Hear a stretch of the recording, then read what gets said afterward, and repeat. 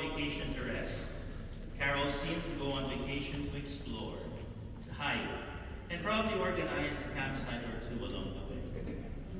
She found peace in the beauty of the outdoors and was an avid hiker, always ready to climb one more hill, take one more step, and remind the rest of us that maybe we should get off the couch once in a while. Her faith flowed into every part of her life. She was a loving and devoted wife, a caring and supportive mother, and a proud and attentive grandmother. Her family was her joy, and like everything else in her life, she gave them her time, her energy, and her whole heart. She also knew how to enjoy life's simple gifts. There will now be an empty seat at breakfast at my favorite fine dining restaurant called Eggs of Grey. It may not have had white tablecloths, but it had something better.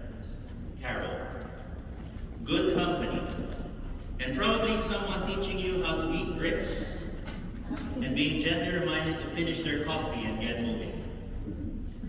Carol's joyful spirit touched so many of us. She reminded us sometimes directly why we serve.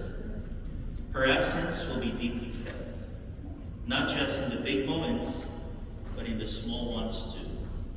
Especially when something in the sacristy is mysteriously out of place and no one knows how it got that way.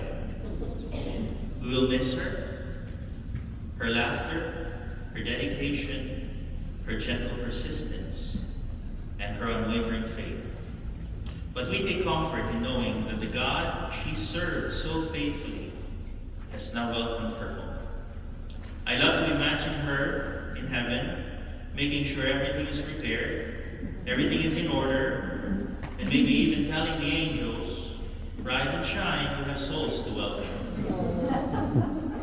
And in that hope, we entrust her to the Lord she loved, trusting that she now hears the words she lived for. Well done, good and faithful servant. Enter into the joy